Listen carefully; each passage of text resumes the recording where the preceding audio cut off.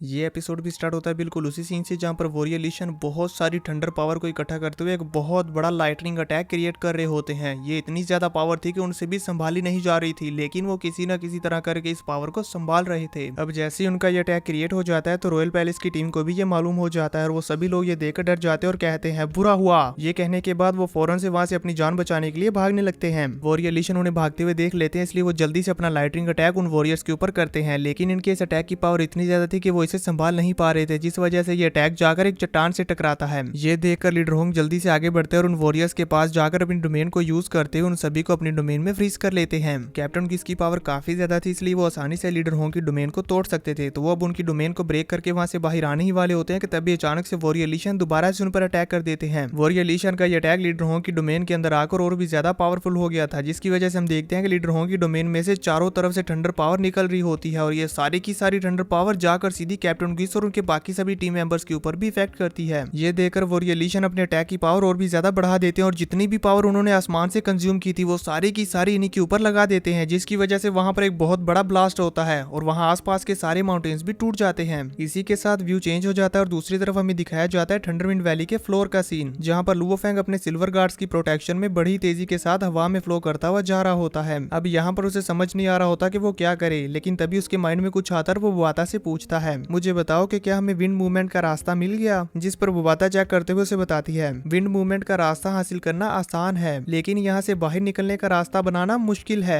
क्योंकि यहाँ पर हवा का फ्लो और प्रेशर बहुत ज्यादा है। तुम्हारी जितनी पावर है उसके साथ हम इस हवा के फ्लो में से नहीं निकल पाएंगे। जिसके बाद वो वहाँ पर लुओ फेंग के सामने एक मॉनिटर लाती है और उसे समझाने लगती है, ये अभी जिस हवा में हम फ्लो कर रहे हैं ये सारी की सारी हवा थंडरविंड वैली के सेंटर में जाती है और वहाँ पर जाकर क्लॉकवाइज मूव करती है। जहाँ तक मुझे मालूम हो रहा है तो उसके हिसाब से नॉर्थ ईस्ट से 15 डिग्रीज पर बहुत तेज हवाएं चलेंगी, यानी कि वहाँ पर तुम सिर्फ अपनी खुद की पावर के बल पर नहीं निकल पाओगे, तुम्हें हवा की पावर को भी इस्तेमाल करना होगा। ऐसा करने के बाद तुम्हें अपनी फुल स्पीड पर नॉर्थ वेस्ट की तरफ फ्लाई करना है, वो इसलिए क्योंकि वहाँ पर जो एरिया है वो माउंटेन्स के अंडर आता है, इसी वजह से नॉर्थ में विंड प्रेशर लो है और तुम इसका फायदा उठाते हुए वहाँ से बाहर जा सकते हो। और सिर्फ यही एक रास्ता है जो कि थंडरविंड वैली फ्लोर एरिया में डेंजरस नहीं है, तुम सिर्फ इसी रास्ते और टेक्निक को यूज करते ही वहाँ से बाहर निकल सकते हो, अदरवाइज तुम्हारी जान को बहुत ज्यादा खतरा होगा और वो रिस्क हम नहीं ले सकते। सिर्फ यही एक जगह है जहाँ पर तुम जिंदा रह सकते हो और वहाँ से बाहर निकल सकते हो। बुवाता की ये सारी बात सुनने के बाद फेंग कुछ सोचने लगता है और फिर काफी देर तक सोचने के बाद कहता है,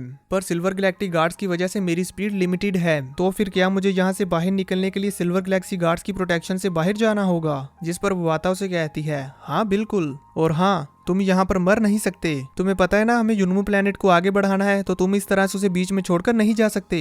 जिस पर लुओ फेंग भी हाँ में अपना सर हिलाता है। अब वो बड़ी तेजी के साथ हवा के साथ फ्लो करते हुए उस जगह पर आ जाते हैं जहाँ से लुओ फेंग ने बाहर निकलना है, तो बुवाता उससे कहती है, तैयार हो जाओ। लुओ फेंग अपनी हेवनली फॉरबिडन शटल को रेडी कर लेता है और साथ ही साथ यहाँ से बाहर निकलने के भी तैयार होने लगता है। अब जैसे ही वो उस जगह पर पहुंचता है तो बुवाता उससे कहती है, चलो आगे बढ़ो। लुओ फेंग जल्दी से अपने सिल्वर गैलेक्सी गार्ड्स को स्पेस रिंग में रख लेता है और फिर तेजी के साथ हवा में फ्लो करने लगता है, लेकिन यहाँ पर तेज हवाएं और विंड प्रेशर होने की वजह से उसके लिए फ्लाई कर पाना काफी मुश्किल हो रहा होता है। तो वो खुद को संभालते हुए कहता है, हालांकि मेरे पास क्लाउड रबिंग वाइंस का ये आर्मर है, लेकिन फिर भी मुझे ऐसा फील हो रहा है जैसे कि इन विंड प्रेशर की वजह से मेरी बॉडी फट जाएगी। यहाँ पर हम देखते हैं कि इतने ज्यादा विंड प्रेशर होने की वजह से लुओ फेंग के आर्मर की हालत भी खराब हो रही होती है। वो यहाँ पर खुद को अच्छे से संभाल नहीं पाता और इन तेज हवाओं की वजह से एक चट्टान के साथ जाकर टकराता है और इसकी वजह से लुओ फेंग की हालत काफी ज्यादा खराब हो चुकी होती है। उसकी हेवनली फॉरबिडन शटल यहाँ पर बिखर जाती है और लुओ फेंग खुद को संभाल नहीं पा रहा होता और बहुत जोर जोर से माउंटेन्स के साथ टकरा रहा होता है। साथ ही साथ वो कहता है, कुछ भी हो जाए मुझे यहाँ से बाहर निकलना ही होगा, क्योंकि मुझे फर्स्ट ब्रदर और सेकंड ब्रदर की हेल्प करने के लिए जाना है। ये कहते हुए वो अपनी क्लाउड रबिंग वाइंस को यूज करता है और जल्दी से खुद को स्टेबल करते हुए अपनी हेवनली फॉरबिडन शटल के ऊपर दोबारा से फ्लाई करने लगता है, लेकिन अभी भी यहाँ पर उसके लिए फ्लाई कर पाना बहुत ही ज्यादा मुश्किल हो रहा होता है। वो गुस्से में खुद को संभालते हुए आगे बढ़ ही रहा होता है कि तभी अचानक से एक बड़ा सा पत्थर साइड से आता है, वो आकर लुओ फेंग से जोर से टकराता है। इन दोनों की यह टक्कर काफी ज्यादा जबरदस्त होती है और लुओ फेंग को एक जोरदार झटका लगता है और इसकी वजह से वो थंडरविंड वैली की और भी ज्यादा गहराई में गिरने लगता है। वहीं दूसरी तरफ बुबाता को लुओ फेंग के वाइटल सिग्नल्स नहीं मिलते, ये देखकर बुबाता भी परेशान होने लगती है और बहुत ज्यादा घबरा जाती है। तभी हम देखते हैं कि लुओ फेंग उन तेज हवाओं में खुद को गिरने से बचा लेता है और अपनी हेवनली फॉरबिडन शटल के कॉन्ट्रिल अटैक को यूज करता है और क्लाउड रबिंग वाइंस उस अटैक को पकड़ के वहां से तेजी के साथ दोबारा से हवा में ऊपर आने लगता है। उसके ऐसा करने की वजह से बुबाता को भी उसके सिग्नल मिल जाते हैं। ये देखकर बुबाता भी खुश हो जाती है। लुओ फेंग के लिए इन तेज हवा में खुद को संभाल पाना बहुत ही ज्यादा मुश्किल हो रहा होता है और इसी के साथ साथ यहाँ पर हम देखते हैं कि उसके आर्मर के अंदर भी क्रैक्स आ रहे थे, जिस वजह से लुओ फेंग की बॉडी पर भी उसे बहुत ज्यादा पेन महसूस हो रहा था। बुबाता लुओ फेंग का ये चिल्लाना साफ सुन रही थी, जिसकी वजह से वो भी काफी घबरा जाती है और डर भी रही होती है कि कहीं लुओ फेंग को कुछ हो ना जाए। वो यहाँ पर घबराते हुए बस यही सोच रही होती है कि किसी न किसी तरह से लुओ फेंग वहां से जिंदा बाहर आ जाए कि तभी अचानक से उसे मालूम होता है कि लुओ फेंग विंड प्रेशर से बाहर निकल चुका है। ये देखकर वो बहुत खुश हो जाती है और कहती है, फाइनली तुमने कर दिखाया।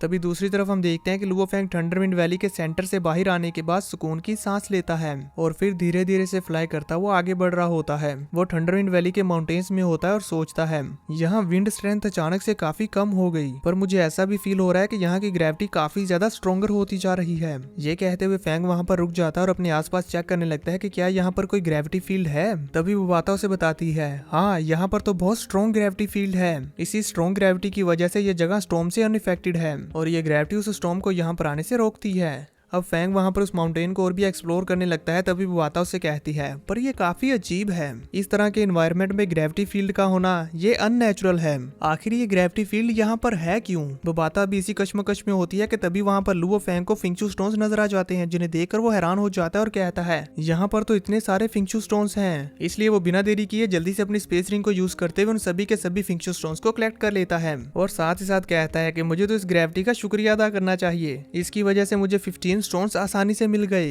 पर अभी हमारे लिए सबसे ज्यादा जरूरी बात यह है कि हमें जल्दी से फर्स्ट ब्रदर और बाकी सभी के पास वापस पहुंचना है। ये कहने के बाद फेंग अपनी स्पेस रिंग से सिल्वर गार्ड्स को बाहर निकाल लेता है और उनकी प्रोटेक्शन में तेजी से लीडर होंग और वॉरियर ली शैन के पास जाने लगता है। व्यू चेंज हो जाता है और दूसरी तरफ हमें दिखाया जाता है कि लीडर होंग और वॉरियर ली शैन ने मिलकर 9th प्रिंसेस की टीम के कुछ वॉरियर्स को घायल कर दिया होता है और जो वॉरियर्स लो लेवल के थे वो बेचारे तो यहाँ पर जान से जा चुके थे। ये देखकर कैप्टन गुइस को काफी ज्यादा गुस्सा आ रहा होता है। तभी वॉरियर ली शैन उसके सामने आते हुए उससे कहते हैं, तुम अभी भी अपने पैरों पर खड़े हो पा रहे हो? जिस पर गुइस उनसे कहता है, तुम्हारी ये टेक्निक वाकई में ही बहुत अच्छी थी, पर अनफॉर्चुनेटली जब तुमने इस लाइटनिंग को कंट्रोल करके हम पर रीडायरेक्ट करने की कोशिश की तब इसकी आधी स्ट्रेंथ तो वहीं पर खत्म हो गई थी। ये कहने के बाद कैप्टन गुइस और उसकी टीम दोबारा से लीडर होंग और वॉरियर ली शैन पर हमला करना शुरू कर देते हैं। अब इन दोनों टीम्स के दरमियान दोबारा से फाइट शुरू हो जाती है, जिसमें ये सभी लोग बड़ी तेजी के साथ फाइट कर रहे थे। लेकिन 9th प्रिंसेस की टीम के इंजर्ड होने की वजह से वॉरियर ली शैन की टीम यहाँ पर इनके ऊपर भारी पड़ रही होती है। फाइट के दौरान इन्हें थोड़ा सा मौका मिलता है तो तभी वॉरियर ली शैन लीडर होंग से कहते हैं, सेकंड ब्रदर, ज्यादा लाइटनिंग को यूज करने की वजह से स्टेमिना तेजी से खत्म हो जाता है।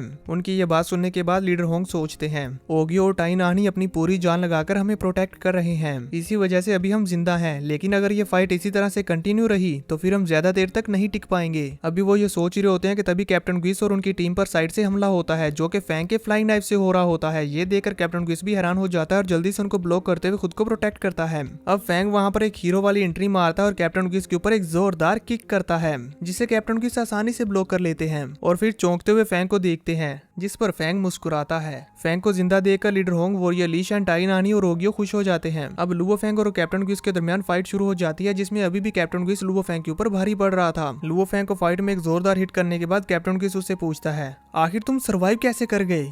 तो लुओ फेंग उससे कहता है, ना सिर्फ इतना ही बल्कि मैंने 15 फेंगियो स्टोन्स भी कलेक्ट कर लिए हैं। यह सब कुछ मुमकिन हो पाया तुम्हारी हेल्प से।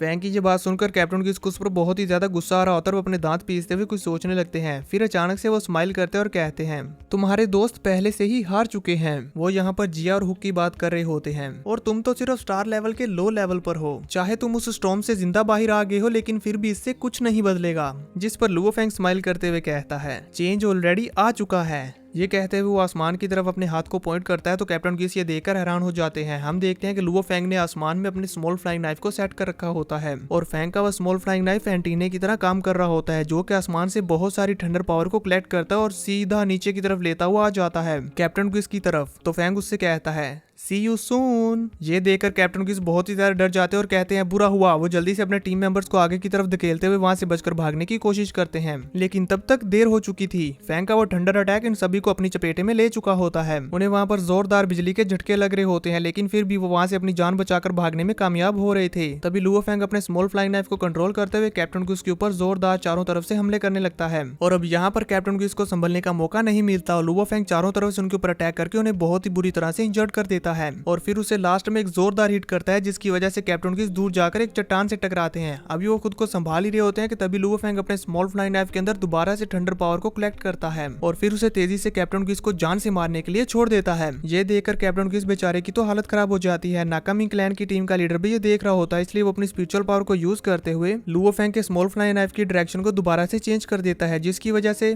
कैप्टन किस की यहाँ पर जान बच चुकी थी। पर फिर भी दोस्तों, जब लुओ फेंग का ये अटैक कैप्टन किस की तरफ आगे बढ़ रहा था तो उसका फेस देखने वाला था, कैसे बेचारे का मुंह खुले का खुला रह गया था। लुओ फेंग के अटैक को फेल हुआ देखकर लीडर होंग और वॉरियर ली शन अपनी कंबाइंड डोमेन को यूज करते हैं और कैप्टन किस को वहीं पर अपने डोमेन के अंदर फ्रीज कर लेते हैं और उस पर दोबारा से थंडर अटैक करने लगते हैं। इस थंडर अटैक की वजह से वहां पर बेचारे कैप्टन किस तो पूरी तरह से झुलस चुके थे, उनकी पूरी बॉडी पर आग लगी होती है और वो जरा सा भी रिएक्ट नहीं करते, जिस वजह से देखने से तो ऐसे लग रहा था जैसे कि ये मर चुके हों। और फिर इसके बाद वो थंडरविंड वैली की गहराइयों में गिरने लगते हैं। तो अब देखेंगे नेक्स्ट एपिसोड में क्या कैप्टन किस अभी भी जिंदा है या नहीं।